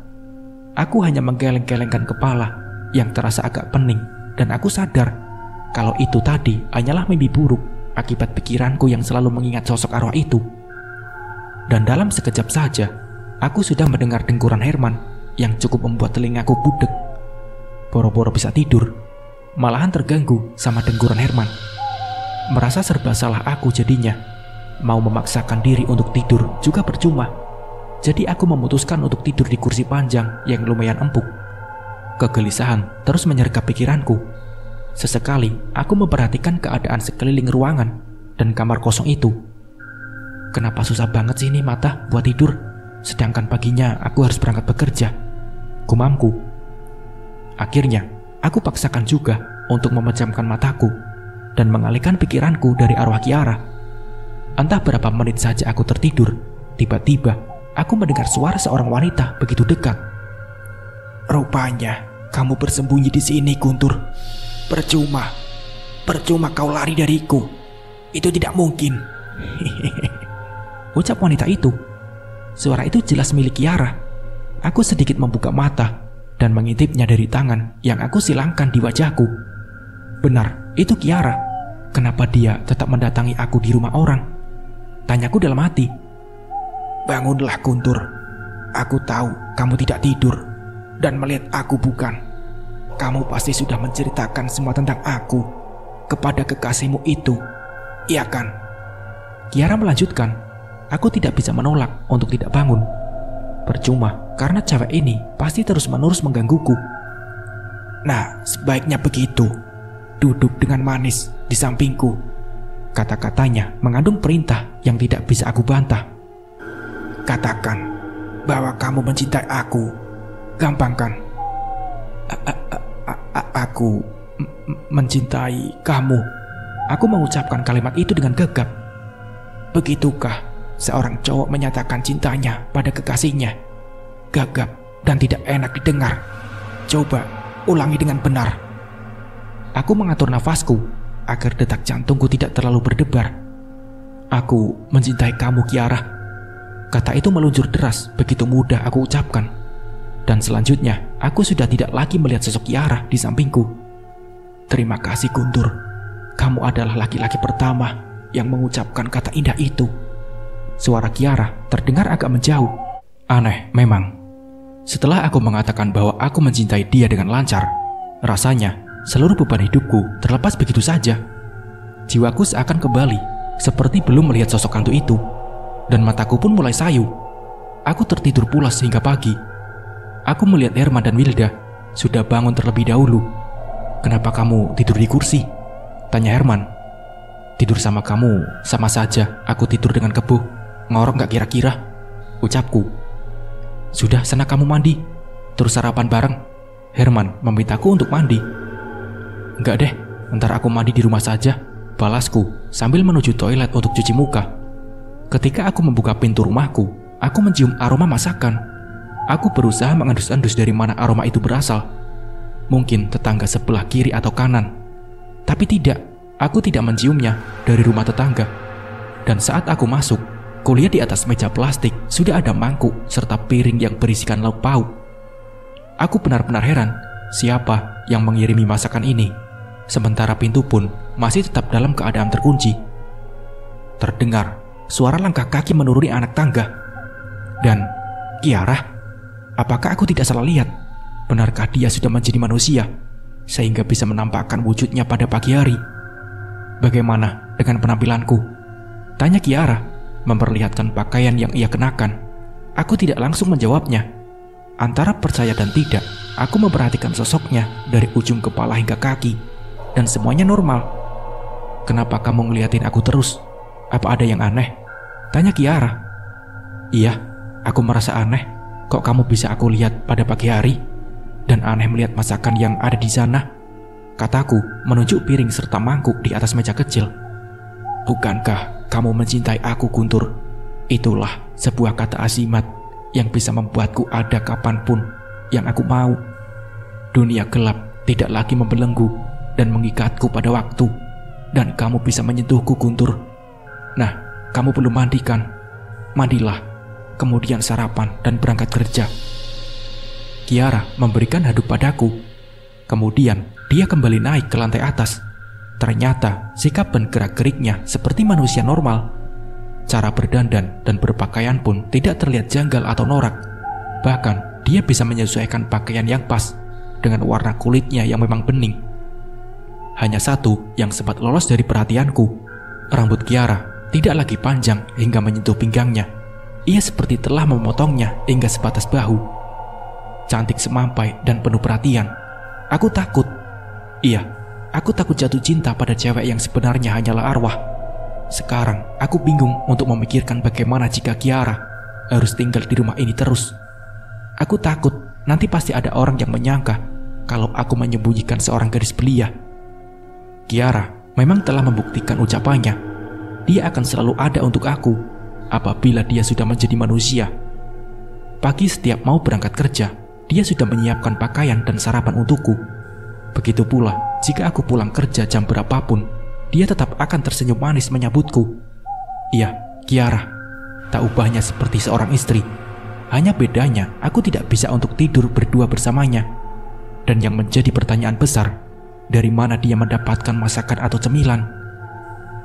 Kamu enggak perlu tahu, Guntur. Jangankan hanya makanan, seandainya kamu mau meminta padaku, apa saja itu akan aku berikan. Dengan satu syarat, kamu harus menikahi aku. Kamu tidak perlu repot-repot banting tulang. Rumah mewah, kendaraan yang indah, dan harta yang berlimpah, itu hal kecil bagiku, jawab Kiara ringan. Tapi aku tahu, Guntur. Kamu mau bilang kalau kamu sudah punya Wilda kan? Aku maklumi itu. Dan aku juga tidak melarang kamu untuk berhubungan dengan dia. Tapi satu hal yang kamu harus ingat. Jangan pernah kamu menikahi gadis manapun, juga Wilda. Kenapa bisa begitu? Bukankah kamu memintaku untuk mengatakan cinta agar kamu bisa menjadi manusia? Tapi sekarang, tanyaku. Kiara mendekat, matanya tajam menatap bola mataku. Karena aku ternyata memang mencintai kamu. Tidak, hentikan semua permainan dan harapan kamu. Aku tidak mau menikah dengan arwah, ucapku. Arwah kamu bilang? Coba kamu sentuh dan rasakan detak jantungku ini. Kiara menarik tanganku agar aku bisa menyentuh bagian belahan dadanya. Ada desiran halus di telapak tanganku dan menjalar ke seluruh jaringan pembuluh darahku. Aku merasa hangat, tidak dingin seperti saat pertama aku menyentuhnya. Berarti dia benar-benar telah menjadi manusia. Baiklah, aku percaya kamu sudah menjadi manusia. Tapi bagaimana cara kamu mempertahankan hidup kamu? Bukankah manusia butuh makan dan tidur? Tanyaku. Kiara tersenyum mendengar pertanyaanku. Itu rahasia pribadiku. Kecuali kita sudah bersatu, tentu kita akan selalu terbuka, ucap Kiara. Rasanya itu tidak mungkin. Aku dan Wilda memang tidak pacaran, tapi hati dan perasaan kami seperti satu jiwa. Aku harap kamu mau mengerti tentang hal ini. Lagi pula dunia kita sebenarnya berbeda, jawabku. Tidak, Guntur. Dunia kamu dan duniaku sekarang sama. Cuma satu, Guntur. Dan dunia itu adalah milik kita berdua, tidak untuk yang lainnya. Sekeras apapun hati kamu, sekokoh apapun pendirian kamu, tapi aku yakin kalau kamu ada dalam kekuasaanku. Aku hanya terdiam, dan dengan lesu aku duduk di balkon. Aku teringat pesan ayahku agar aku cepat pulang bila ada sesuatu yang memang tidak bisa aku atasi. Apalagi ini yang berurusan dengan arwah, yang menuntut untuk memintaku agar menikahinya. Bukan hanya itu saja, justru yang membuatku ngeri dengan ancamannya jika aku menikah dengan gadis lain, termasuk dengan Wilda. Aku tidak bisa memendam perasaanku sendirian. Hal seperti ini tentu saja tidak bisa aku selesaikan seorang diri. Dan ini menyangkut keselamatan orang lain, orang yang selama ini begitu dekat denganku. Aku, Wilda, dan Herman pun berembuk untuk mengatasi masalah ini. Bagi aku, sebagai seorang teman dari kamu dan abang dari Wilda, sangat prihatin atas kejadian yang sering kamu alami akhir-akhir ini. Apalagi masalah kamu juga ternyata berimbas pada Wilda. Siapa sih yang tega membiarkan adiknya menjadi korban cinta butanya hantu itu? Aku sangat mendukung rencana kamu buat nikahin adik aku, dan kalau bisa secepatnya, kata Herman. Ternyata dia telah memberikan lampu hijau untuk pernikahanku. Berarti aku nyalip kamu dong, balasku. Iya, demi kebaikan dan kebahagiaan seorang adik. Apalagi aku ini cowok, tidak masalah kalau disalip, jawabnya. Jadi sekarang hantu itu sudah jadi manusia. Aku pengen ngelihat kayak apa sih tampangnya, tapi aku tidak berani juga sih. Serem kali, kata Wilda ikut nimbrung. Dia memang ada di rumah aku, tapi orang lain tidak akan bisa melihatnya.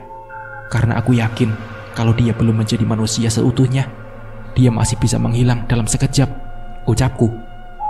Kamu enak ya, Gun? Pagi-pagi sudah ada yang nyiapin kopi dan sarapan. Pulang kerja disambut bak seorang suami oleh seorang istri. Jangan-jangan kamu juga tidur berdua sama dia, kata Wilda menyimpan rasa cemburunya. Amit-amit, aku masih punya pikiran normal, dak. Aku tidak mau terjerumus terlalu jauh menjadi orang sesat.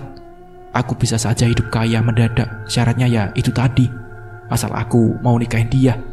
Tapi celakanya, dia akan membuat perempuan lain yang aku nikahin akan menderita. Begitulah sifat setan yang menyesatkan hati dan pikiran manusia. Lebih baik aku tetap jadi kuli daripada hidup mewah jadi pengabdi setan, jawabku.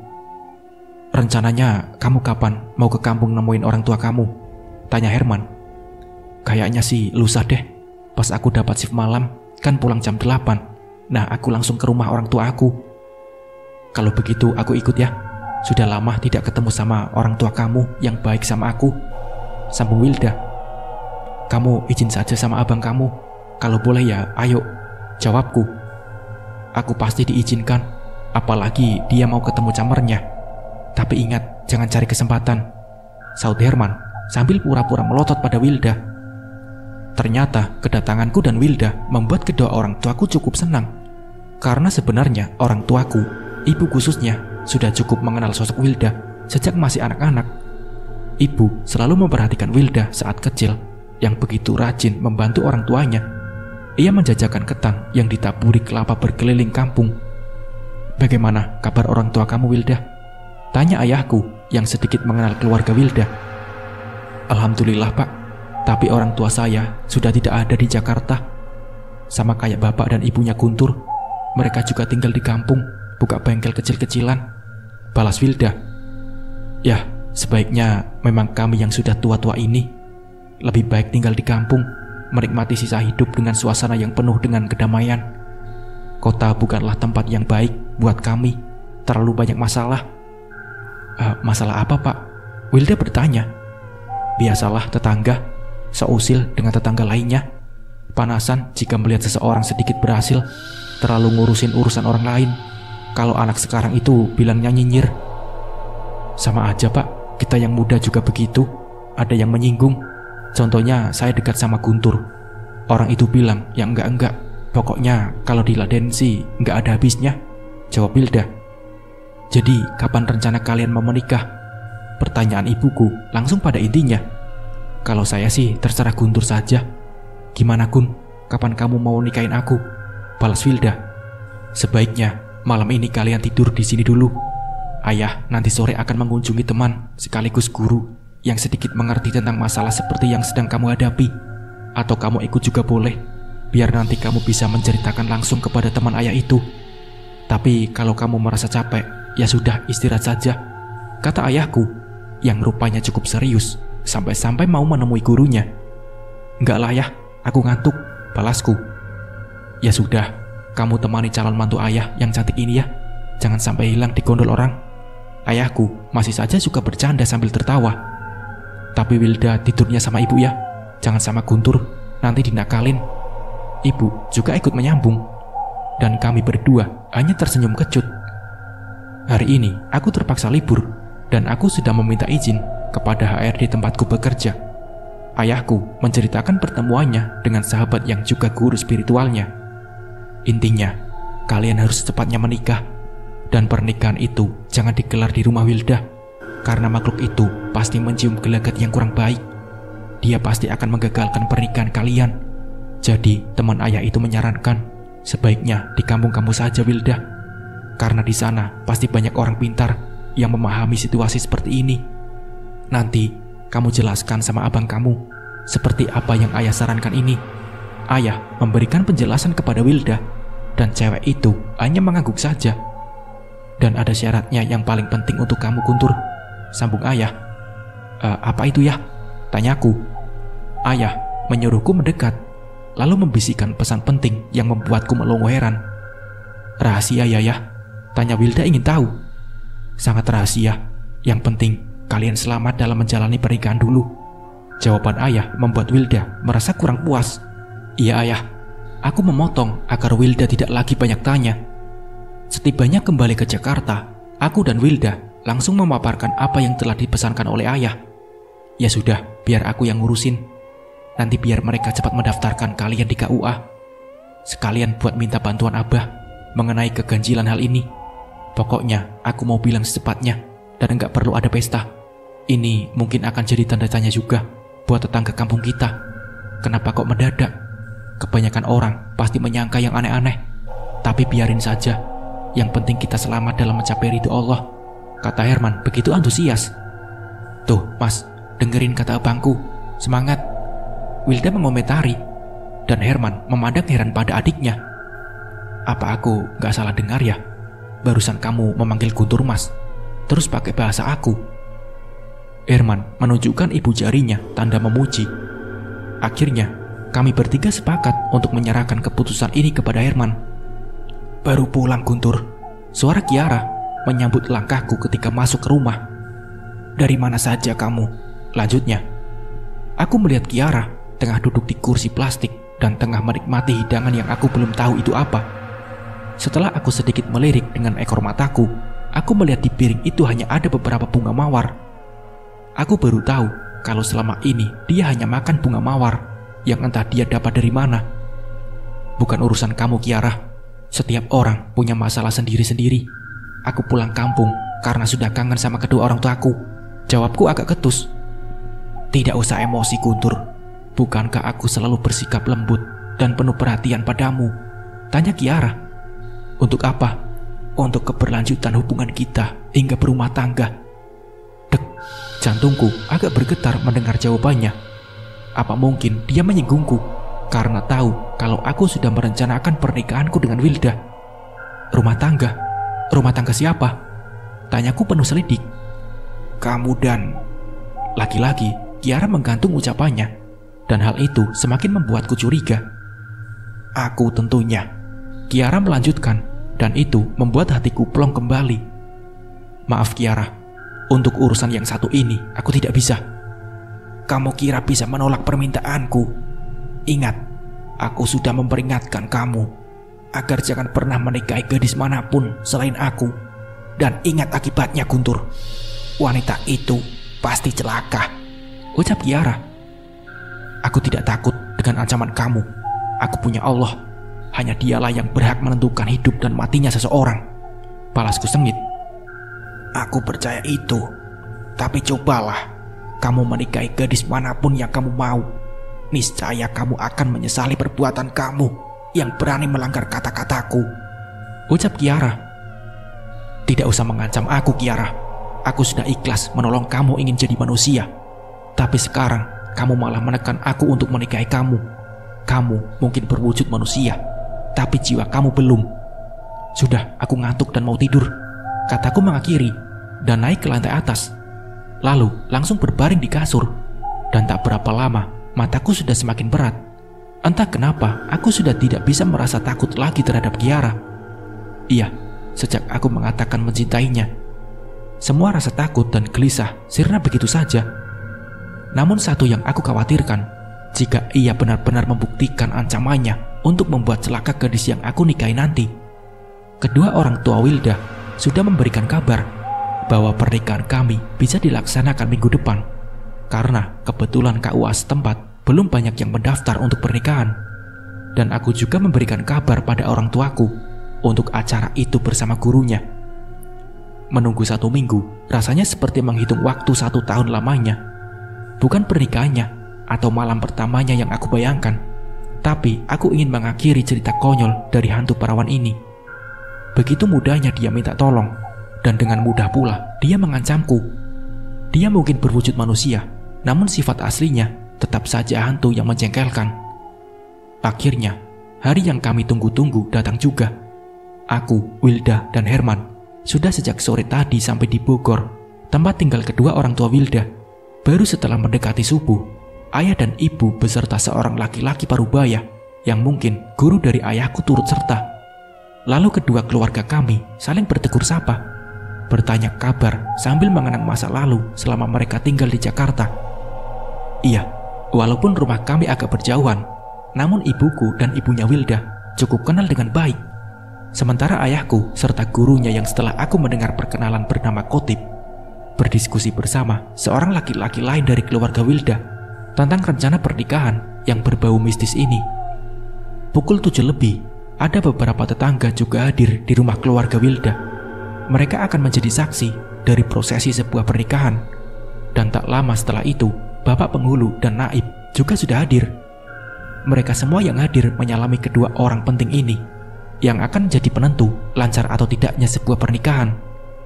Setelah berbasa-basi sebentar, kedua orang itu memintaku untuk duduk berhadapan dengan mereka. Bapak Penghulu mengajakku untuk menuruti apa yang akan ia ucapkan nanti. Tanganku dan dia erat bersalaman di bawah saksi kitab suci Al-Quran. Akad nikah pun dimulai, dan pada akhir kata ada kode dari Pak Penghulu dengan jari telunjuknya menarik telunjukku. Namun baru beberapa kalimat saja yang aku ikuti, tiba-tiba dari telapak tangan yang tengah bersalaman dengan tangan Pak Penghulu mengeluarkan cairan merah. Mulanya hanya sedikit, tapi semakin lama semakin deras. Cairan merah yang ternyata darah itu membasahi telapak tangan hingga lengan kemeja putihku. Seketika aku seperti terserang demam tinggi. Tubuhku menggigil hebat. Sementara semua orang yang melihat kejadian itu saling pandang dan penuh tanda tanya, kecuali guru ayahku dan lelaki kenalan ayahnya Herman. Mereka malah mendekati aku. Tenang, tenang, semua tetap tenang. Inilah alasannya kenapa Bapak Sayuti mendadak sekali mengadakan akad nikah anaknya di rumah ini, kata guru ayahku, menenangkan seluruh orang yang ada di sana. Kemudian beliau menceritakan apa yang ayahku katakan, sehingga membuat semua orang tersurut mundur saat beliau menyebut kata arwah. Namun guru ayahku yang bernama Pak Kotip segera menepuk lantai sebanyak 3 kali, dan hal yang sama juga dilakukan oleh lelaki tua dari keluarga Wilda. Rupanya kamu berani juga jauh-jauh datang mengusik cucu-cucu kami yang akan menjalani sunnah Rasul sesuai perintah agama. Dasar kamu makhluk yang telah dilaknat. Keluar dan tampakkan wujudmu agar semua orang tahu makhluk jelek macam apa kamu ini. Teriak Pak Khotib begitu lantang seakan memecahkan gendang telingaku. Rupanya kamu mau menipu aku, Guntur. Kamu lari dan bersembunyi, kemudian menikah di kampung ini. Tapi aku dapat melihat jejak kamu dengan jelas, Guntur. Aku tidak akan mencelakai kamu karena aku mencintai kamu. Tapi dia... Bersamaan dengan itu pula, sosok Kiara tiba-tiba sudah berdiri di ambang pintu. Ia mengenakan gaun merah serta berambut panjang yang ia biarkan terurai, dan tangannya menunjuk ke arah Wilda. Jangan coba-coba kamu mengganggu cucu-cucu kami, atau kamu akan menyesal, hai hantu tak punya malu. Cucuku sudah berbaik hati menolong kamu menjadi manusia, tapi sebagai tanda terima kasihmu, kamu malah ingin mencelakai orang lain. Sekarang pilih, kamu pergi secara baik-baik dan tidak lagi mengganggu mereka, atau kami akan melenyapkan wujud kamu selamanya. Kamu akan jadi udara kosong yang hanya bisa menangis menyesali takdirmu menjadi arwah penasaran. Sekali lagi, kamu bisa melanjutkan hidupmu tanpa wujud apapun. Kami tidak main-main. Ucap Pak Khotib sudah merapal ilmu andalannya. Begitu juga dengan laki-laki tua di sampingnya. Dia mulai menghitung biji-biji tasbihnya. Jangan lakukan itu. Cukup, aku tidak kuat. Ampun, aku pergi. Jangan kalian musnahkan aku. Terdengar ratapan minta ampun dari Kiara. Dia menatapku sejenak, lalu menghilang begitu saja. Pak Khotib menyarankan agar aku cepat membasuh darah di telapak tanganku dan mengganti kemeja, karena aku harus mengulangi janji akad nikah. Dan alhamdulillah, untuk yang kali ini tidak ada lagi halangan apapun. Sampai Pak Penghulu menanyakan sah atau tidak, maka jawaban dari semua yang menyaksikan mengatakan sah. Malam pertama kami lewati dengan penuh kebahagiaan. Ternyata baik aku maupun Wilda sama-sama polos dalam melakukan hubungan intim suami istri. Aku berdebar-debar melihat tubuh telanjang Wilda yang selama ini belum pernah aku melihatnya. Wilda juga dengan malu-malu menyambut setiap gerakanku yang masih kaku. Sampai akhirnya kami dapat melakukannya dengan baik. Namun aku harus melakukan sesuatu. Aku harus kembali ke Jakarta karena izin cutiku dari tempat kerjaku hanya untuk 3 hari saja. Sebelum aku kembali, ayahku memberikan sedikit uang untuk berjaga-jaga jika ada keperluan yang mendadak. Dan beliau juga berkata agar aku jangan sampai melupakan pesan terpenting dari Pak Khotib. Pagi itu, aku dan Wilda mengunjungi makam Kiara. Seperti pesan Pak Khotib, aku harus berdoa. Setelah itu, menyiramkan sebotol air yang telah berisikan doa darinya. Banyak tetangga yang heran kenapa aku tinggal di rumah Wilda. Herman dengan caranya, ia menjelaskan bahwa aku dan Wilda telah menikah mendadak karena ancaman dari arwah Kiara. Mereka semua terdiam karena mereka tak pernah tahu apa yang terjadi di rumah itu. Warga ingin tahu perihal hantu yang berubah jadi manusia, seperti yang aku katakan. Mereka mendatangi rumahku, namun tak melihat Kiara ada di sana. Mereka hanya melihat sebuah piring dengan sisa-sisa bunga mawar bekas makan Kiara. Baik Pak Khotib maupun ayahku menyarankan agar aku tinggal sementara di rumah Wilda dan kakaknya. Mereka mengatakan rumahku dibiarkan kosong dulu selama 7 hari untuk menetralisir keadaan. Namun kiranya Kiara masih belum bisa menerima kenyataan. Dia datang pada saat aku dan Wilda selesai melaksanakan sholat malam. Sosok Kiara terlihat seperti pertama kali aku melihatnya. Sosok hantu bergaun merah dengan rambutnya yang terurai panjang. Aku pura-pura tidak melihatnya dan masuk kamar untuk mengambil sesuatu. Tolong. Tiba-tiba aku mendengar suara teriakan minta tolong dari Wilda. Cepat aku keluar ingin tahu ada apa yang terjadi. Mas, tolong aku, jerit Wilda ketakutan. Tubuh istriku itu melayang di udara dan hampir menyentuh langit-langit kamar. Berhenti Kiara, berhenti. Lepaskan istriku. Bukankah kamu sudah tenang kembali ke alam kamu? Atau aku akan memanggil orang tuaku untuk menghancurkan kamu? Kataku memohon, tapi dengan mengancamnya. Kamu telah menyakiti perasaanku, Guntur. aku sudah bahagia bisa menjadi manusia. Tapi kamu malah menikah dengan gadis malang ini. Kata-kata Kiara semakin membuatku khawatir. Iya, aku takut bagaimana jika hantu itu mengempaskan tubuh Wilda. Dan kamu tidak usah mengancamku, Guntur. Sebab tidak mungkin orang tua kamu bisa datang saat ini juga. Sementara perempuan ini sudah ada dalam kekuasaanku. Kiara melanjutkan aksinya dengan membuat tubuh Wilda melayang dengan posisi terbalik. Baiklah, aku akan menuruti apa mau kamu. Tapi tolong, jangan sakiti istriku. Dan perlahan, tubuh Wilda turun hingga menyentuh lantai. Wilda berusaha berlari ke arahku. Namun dengan cepat, tangan Kiara menarik rambut Wilda. Dalam kesempatan yang hanya beberapa detik saja, aku segera mendekati mereka dengan sesuatu dalam genggamannya. Lepaskan dia. Aku menghardiknya. Tangan kananku langsung menampar wajahnya dengan benda keramat yang sedikit aku gosokkan ke wajahnya. Dan tanpa terduga sedikit pun, Kiara menjerit setinggi langit sambil menutup wajahnya dengan kedua telapak tangannya. Aku melihat kejadian ganjil yang luar biasa. Perlahan-lahan tubuh Kiara menyusut dan mengering, sehingga saat ia melepaskan tangannya yang menutupi wajahnya, terlihat begitu mengerikan. Wajah Kiara yang semula cantik, kini tak ubahnya seperti jerangkong. Iya, tubuh Kiara telah kembali menjadi tulang belulang yang menggonggok di atas lantai. Wilda memelukku dengan erat dan bertanya, "Kenapa dia bisa seperti itu, Mas?" Tanya Wilda. "Aku menggunakan ini, pesan dari Pak Khotib. Aku juga tidak menyangka akan begini akhirnya," jawabku sambil memperlihatkan sesuatu. "Itu celana dalam aku. Pantas aku cari kemana-mana tidak ketemu," balas Wilda seakan tidak percaya. "Ternyata celana dalam kamu sangat berguna. Dan inilah rahasia yang membuat hantu itu hancur." Aku kemudian menunjukkan noda darah perawan pada malam pertama kami. Wilda bergelayut manja. Kemudian ia menelpon Herman untuk memberitahu tentang kejadian ini. Akhirnya kami sekeluarga bersama warga juga keluarga dari Kiara sepakat untuk menguburkan kembali tulang belulang Kiara. Dan kami juga mengadakan tahlilan untuk ketenangan arwah Kiara. Sekarang aku dan Wilda sudah tenang tanpa gangguan apa-apa lagi. Dan 1-2 bulan kemudian Herman pun menikah bersama Wilda yang mulai sering merasa pusing, mual, dan ingin muntah serta banyak maunya. Ternyata Wilda pun hamil.